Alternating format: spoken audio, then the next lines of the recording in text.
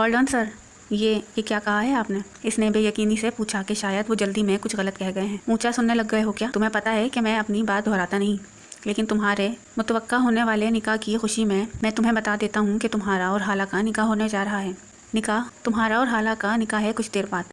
آپ کا موبائل؟ ایک ہاتھ اس کی آنکھوں کے آگے آیا۔ اس نے جھپٹے والے انداز میں اس سے موبائل لیا اور جو ہی غسیلی نظر اس کی جانب کی، اس کی بھیگی روئی پلکیں دیکھ کر اس کا میٹر پھر سے گم گیا۔ یہ ڈرامے کس بات کے کر رہی ہو؟ تمہیں تو خوش ہو جانا چاہیے، یہی گھٹیا مشن لے کر آئی تھی۔ اور کتنے چہرے ہیں تمہارے، آج وہ سب بھی دکھا دو۔ کسی مظلومیت کا رویا ہے تم نے میرے فادر اور باس دونوں کو بیوقوف بنا لیا ہے۔ وہ دانت پیستے ہوئے اس کے مقابل کھڑا اس سے پوری طرح سچ اگلوانے کا موڈ میں تھا۔ میں آپ کے منہ نہیں لگنا چاہتی۔ وہ کسی بھی لڑائی سے بچنے کے لیے اتنا کہہ کر اپنے کمرے کی جانب مڑنے لگی کہ کلائی ضامن کے ہاتھ میں آ گئی۔ سمجھا کیا ہوا ہے تم نے خود کو؟ میں ایسے لہجے برداشت نہیں کرتا۔ ضامن نے اس کے بازو کو جھٹکا دیتے اس کا رخ اپنی جانب کیا۔ مجھے بھی کوئی شوق نہیں ہے آپ جیسے کھڑوس سے تعلق جوڑنے کا، اور میں کیا ہوں اور میری اصلیت کیا ہے یہ بھی کچھ دیر میں آپ کو واضح ہو جائے گی۔ وہ غصے سے اپنا بازو چھڑواتی اندر جا کر دروازہ بند کر گئی۔ یہ ضامن کے پاس تو جیسے الفاظ ہی ختم ہو گئے تھے۔ کسی لڑکی کی ہمت نہیں ہوئی تھی اس سے اس طرح بات کرنے کی۔ ابھی وہ اور اسفند اس حیرانگی سے نہیں نکلے تھے کہ سمیہ آ گئی، اور پھر انہوں نے ویسے ہی کیا جیسے اویس عالم نے انہیں حکم دیا تھا۔ بھیجے ہونٹوں کے ساتھ گاڑی چلاتے وہ انتہائی سنجیدہ حد تک خاموش تھا۔ جیسے ہی اویس عالم کے فلیٹ پر پہنچے اسے اپنے تاثرات صحیح کرنے پڑے۔ جو بھی تھا بہرحال وہ اویس عالم کے کسی بھی فیصلے کی سرتابی کا سوچ بھی نہیں سکتا تھا۔ ایک عجیب سا لگاؤ تھا ان سے۔ فلیٹ میں انٹر ہوتے ہی اسے عاصم ملک اور اویس شاہ کے کچھ اور دوست نظر آئے، ساتھ میں مولوی بھی تھا، یعنی کہیں اب بچاؤ کی صورت نہیں تھی۔ ہاں تو کیا فیصلہ ہے تمہارا؟ حالہ کو لیے جب اویس عالم دوسرے کمرے میں گئے تو اپنے پیچھے اسے بھی آنے کا اشارہ کیا۔ میں نے کبھی بھی آپ کے کسی فیصلے کی مخالفت نہیں کی۔ میرا یہ جاننا حق نہیں بنتا کہ جو لڑکی میری بیوی بننے والی ہے اس کا انفیکٹ بیک گراؤنڈ کیا ہے؟ وہ لڑکی جو صبح تک ایک قاتلہ کے روپ میں میرے سامنے تھی، اچانک اس میں ایسے کون سے سرخاب کے پڑ نکل آئے کہ آپ اور ڈیڈی میری تحویل میں دینے پر بسط ہیں؟ اچھے لہجے میں اپنے دل کی بات کہتا وہ انہیں ہمیشہ سے زیادہ بہت پیارا لگا۔ پومک کے ٹریک سوٹ میں اپنی مردانہ وجاہت کے ساتھ وہ اور بھی ڈیشنگ لگ رہا تھا۔ یقیناً یہ سب تمہارا حق ہے۔ کیا تمہارے خیال میں ایک ایسی لڑکی اس انفارمیشن سے مطمئن ہو جاتا جو تم لوگوں نے مجھے پرووائڈ کی تھی؟ بیٹا میں تمہارا استاد ہوں، سو یہ سمجھ لو کہ جو انفو تم لوگوں نے پرووائڈ کی وہ اس سب کا ایک چھوٹا سا حصہ تھی۔ جو بعد میں نے اپنے ریسورسز سے حاصل کی وہ غلط نہیں تھا جو حالہ نے تمہیں بتایا، مگر جو کچھ مجھے پتہ چلا ہے اس سے کہیں زیادہ ہے، مگر وہ میں تمہیں ابھی نہیں بتا سکتا۔ ہمارے پاس ٹائم اتنا نہیں، بس یہ سمجھ لو کہ قاتلہ نہیں ہے، اور اگر میں تمہیں اپنی بیٹی سے نکاح کے لیے کہتا تو کیا تم تب بھی سوچنے کا وقت لیتے؟ Of course not. ان کی اتنی بڑی بات کے بعد اب شک کی گنجائش نہیں تھی۔ بہرحال حالہ بے قصور ہے، تو پھر یہی سمجھو کہ میں تمہارا نکاح اپنی بیٹی کے ساتھ کروا رہا ہوں۔ حالہ جو کہ برقع اتار چکی تھی اور اب نظریں نیچے کیے ان کی باتیں سن رہی تھی۔ اویس عالم نے اسے محبت سے اپنے ساتھ لگاتے ہوئے کہا۔ ضامن نے ایک نظر اس کے آنسو برساتی نظروں کو دیکھا۔ مجھے منظور ہے، میں مطمئن ضرور ہو گیا ہوں، مگر الجھن ابھی بھی برقرار ہے کہ میری ہونے والی بیوی کا بیک گراؤنڈ کیا ہے۔ تصحیح کر لو، بیوی نہیں ہونے والی منکوحہ۔ کیا مطلب؟ اس نے الجھ کر انہیں دیکھا۔ ابھی صرف نکاح ہو رہا ہے، اس کی رخصتی نہیں کر رہے۔ اس کی رخصتی نہیں رہے گی وہ تمہارے فلیٹ میں، لیکن تمہاری منکوحہ کے روپ میں۔ اتنی آسانی سے میں اپنی پیاری بیٹی کو تمہارے حوالے نہیں کر سکتا، جس کے ساتھ صرف نکاح پر ہی جرح ختم نہیں ہو رہی۔ یہ زیادتی ہے سر، ابھی تو گھنٹہ بھی نہیں ہوا آپ کو اپنی عزیز جاں بیٹی سے ملے کہ آپ نے پارٹی بدل لی ہے۔ اس نے ان کی طوطا چشمی پر اعتراض کیا۔ انہوں نے ہنستے ہوئے اسے گلے لگایا۔ اگر تم میرے عزیز ترین دوست کے بیٹے ہو تو حالہ بھی ہمارے ایک بہت عزیز دوست کی بیٹی ہے، اور ہماری ایک بہت دیرینہ خواہش پوری ہو رہی ہے۔ ایسے حالات کا تو سوچا نہیں تھا، مگر اس کے کاندھوں پر ہاتھ جمائے انہوں نے اسے ایک حقیقت بتاتے ہوئے مزید الجھایا۔ بیٹا تم ادھر ہی بیٹھو، ابھی سمیہ بیٹی آ رہی ہے۔ انہوں نے حیران ضامن کے کاندھوں سے ہاتھ ہٹاتے حالہ کو مخاطب کیا اور ضامن کو لیے باہر چلے گئے۔ کبھی سوچا نہ تھا کہ تیرے نکاح کا فنکشن میں ٹریک سوٹ میں اٹینڈ کروں گا۔ اسفند کے شرارتی انداز پر ہلکی سی مسکراہٹ اس کے چہرے پر آ کر ختم ہو گئی۔ نکاح کے پیپرز سائن کرتے ہی نہ جانے کیسے بہت سا اطمینان اس کے اندر آیا، یہ وہ بھی نہیں جانتا تھا۔ ارے نوشے میاں کے چہرے پر تو آج مسکراہٹ بھی آئی ہے۔ Shut up! اسفند کے چہکنے پر وہ بامشکل اپنی مسکراہٹ روک سکا اور مصنوعی خفگی سے اسے دیکھا۔ سب کے چلے جانے کے بعد اب صرف فلیٹ میں اویس عالم، عاصم ملک، ضامن، اسفند، حالہ اور سمیہ رہ گئے تھے، جس کے آتے ہی انہوں نے نکاح شروع کیا تھا۔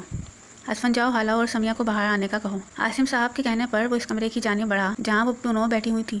حالہ اور سمیہ جیسے ہی لاؤنج میں آئیں ضامن نے پہلی مرتبہ اسے غور سے دیکھا۔ گندمی صاف رنگت، 5 فٹ 8 انچ قد، نازک سا سراپا، سیدھے گھنے لیئرز میں کٹے ہوئے بال، جس کی کچھ لٹیں اب بھی اس کے چہرے پر تھیں، روشن چمکدار عزم لیے آنکھیں جو مقابل پر اٹھی تو انہیں ایک بار کے بعد دوسری مرتبہ دیکھنے پر ضرور مجبور کر دیں۔ اس وقت وہ لیمن کلر کی شرٹ میں گرین کلر کا دوپٹہ لیے اور ساتھ میں بلیک جینز پہنے ہوئے تھی۔ دونوں اتنے غیر معمولی حلیے میں تھے کہ شاید ہی کبھی کوئی دلہن جینس کی پینٹ اور لان شرٹ میں اور کوئی دولہا ٹریک سوٹ میں اپنے نکاح کا فنکشن اٹینڈ کر رہا ہو۔ ضامن خود پر حیران تھا کہ وہ کیوں اس کو اتنے غور سے دیکھ رہا ہے۔ صوفے پر عاصم صاحب کے ساتھ بیٹھنے سے پہلے اس کی نظر سامنے اٹھی تو ضامن کو دیکھا ہونٹوں اور تھوڑی پر رکھے بڑی غور سے اسے دیکھ رہا تھا۔ خالہ کا دل زور سے دھڑکا جب اس کو بتا دیا ہے کہ میں کوئی قاتلہ واتلہ نہیں ہوں، پھر بھی یہ کھڑوس مجھے ایسے کیوں دیکھ رہا ہے؟ اسٹیوپڈ، اس ٹریک سوٹ میں بھی کتنا ڈیشنگ لگ رہا ہے۔ وہ خود سے الجھتی نظریں جھکا کر بیٹھ گئی اور دوبارہ ضامن کو دیکھنے کی غلطی نہیں کی۔ لوگ نکاح کے چھوارے کھاتے ہیں اور ہم تمہارے نکاح کا ناشتہ کھا رہے ہیں۔ بھائی تیرا ہر کام ہی نرالا ہے۔ اسفند ناشتے کے لیے چیزیں لاتا ہوا بولا۔ شروع کرو بچوں۔ اویس ملک کے کہنے پر سب نے اپنی اپنی پسند کی چیزیں لینا شروع کی۔ بریڈ، آملیٹ، جیم، بٹر سب کچھ موجود تھا۔ خالہ نے جیسے ہی جیم لینے کے لیے بوتل کو پکڑا، ضامن نے بھی اسی لمحے اسفند کی کسی بات پر اسے جواب دیتے ہاتھ بڑھایا اور بوتل کی جگہ خالہ کا ہاتھ اس کے ہاتھ میں آیا۔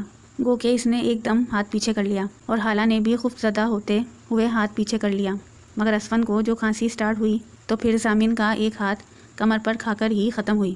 ضامن، میں جانتا ہوں کہ تم اس سب معاملے کو لے کر بہت کنفیوزڈ ہو، سو میں تمہیں کچھ حقیقتیں بتانا چاہتا ہوں۔ ناشتے کے بعد اویس عالم ضامن کی کنفیوژن کو ختم کرنے کا سوچا۔ میں، عاصم اور سرفراز بیسٹ فرینڈز تھے، تینوں کا پیشن بھی ایک جیسا تھا، تو ہم تینوں نے سیکریٹ سروسز جوائن کی اور خوش قسمتی سے ہم تینوں سلیکٹ ہو بھی گئے۔ انہی دنوں ہمیں رحمان شاہ کے متعلق کچھ کیسز بھی پتہ چلے جو کہ سرفراز کا سوتیلا بھائی تھا، مگر بہت چھوٹے سے ان کا ملنا جلنا بند تھا۔ وہ بہت سے ملک دشمن عناصر کے ساتھ بھی کام کرتا تھا۔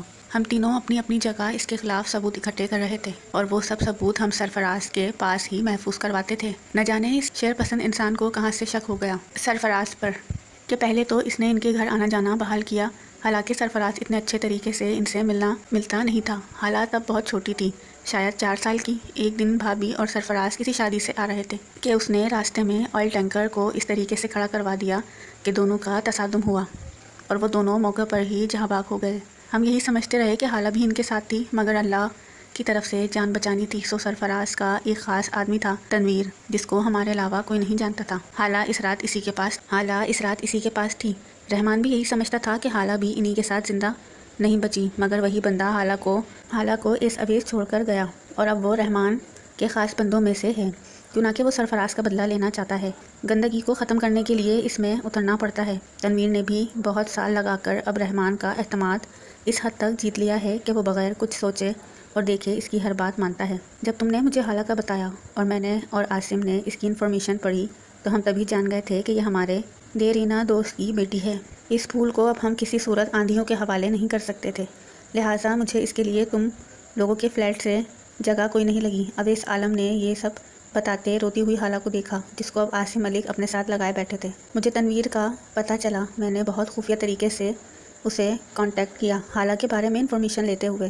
اس نے ساری بات ہمیں بتائی اور یہ بھی رحمان نے خالہ کو اٹھوا دیا تھا، اسی لیے کہ خالہ نے اس کے خلاف جو رپورٹنگ کی تھی وہاں بھی تنویر نے اسے نکلنے میں مدد دی۔ جس رات کو اشتہار بنا کر اس کے SHO بیٹے نے خالہ کے خلاف اخبار میں آج قتل کا کیس چھپوایا ہے۔ انفیکٹ اس نے اپنے ایک کارندے کو غلط نیت سے خالہ کے کمرے میں بھیجا تھا۔ جس جگہ خالہ کو اس نے کڈنیپ کروا کر رکھا تھا وہاں کا ہولڈ تنویر کے پاس تھا۔ اس نے خالہ کو اپنی حفاظت کے لیے ایک خنجر بھی دیا تھا، تو خالہ نے اسی کے ذریعے اپنی طرف سے اسے زخمی کیا، مگر قسمت سے وہ اس کی ایسی وین پر لگا جس کے ڈیمیج ہوتے ہی وہ موقع پر مر گیا اور خالہ وہاں کھڑکی توڑ کر بھاگ کھڑی ہوئی اور صبح تک تم لوگوں کی گاڑی میں اس نے پناہ لی۔ میں کیوں نہ کہ ایک کیس کے سلسلے میں وزیرستان جا رہا ہوں اور کچھ پتہ نہیں کہ کب تک آتا ہوں، لہٰذا میں اور عاصم نے پتہ کیا کہ جانے سے پہلے خالہ کا کوئی بہتر انتظام کر جاؤں۔ کوئی پتہ نہیں، جو لوگ اس حد تک آگے بڑھ سکتے ہیں وہ کل کو تمہارے فلیٹ پر بھی پہنچ سکتے ہیں۔ سو ہمارے پاس کوئی ایسا واحد ثبوت ہو خالہ کو ان سے بچانے کا۔ دنیا کی کوئی عدالت ہمیں جھٹلا نہ سکے، بس یہی وجہ تھی اس جلدی کی، انہوں نے بتاتے ہوئے ہر وہ گرا کھولی جو ضامن کو الجھائے ہوئے تھی۔ ضامن کو اگر اب یہ سب جاننے کے بعد خالہ سے محبت نہیں ہوئی تو ناپسندیدگی بھی نہیں رہی تھی۔ ان کے نکاح سے اگلے دن ہی کال آ گئی ایک ضروری آپریشن کی جس کے لیے انہیں کوئٹہ جانا تھا۔ اسفند تو اسی دن چلا گیا جبکہ ضامن نے اگلے دن جوائن کرنا تھا اور واپسی کب ہو کسی کو کچھ پتہ نہیں تھا۔ ضامن نے اسی دن خالہ کے لیے ایک موبائل خریدا کہ بہرحال اس کے ساتھ کانٹیکٹ کا کوئی سورس ہونا چاہیے۔ امیا کو اس نے اتنے دن خالہ کے پاس رہنے کا کہا، اس کے علاوہ 2 بندوں کو اپنے فلیٹ کی نگرانی پر لگا دیا۔ یہ میں آپ کے لیے لایا ہوں، سم اس میں نے ڈال دی ہے اور اپنا اور اسفن کا نمبر بھی فٹ کر دیا ہے۔ شام میں جب وہ فلیٹ پر آیا تو حالہ کو لاؤنج میں آنے کا کہا، جو اپنے کمرے میں بیٹھی کوئی کتاب پڑھنے میں مصروف تھی۔ بیٹھ جائیں، آپ کو سسٹم سمجھا دیتا ہوں۔ اسے بدستور کھڑے دیکھ کر اس نے ٹوکا اور اپنے ساتھ صوفے پر بیٹھنے کا اشارہ کیا۔ نہ میں نے پہلی مرتبہ موبائل دیکھا ہے اور نہ ہی میں اتنی پینڈو ہوں کہ مجھے آئی فون یوز کرنا نہ آتا ہو۔ اس نے سامعین کے آفر کو خاطر میں نہ لائے بغیر فون پکڑا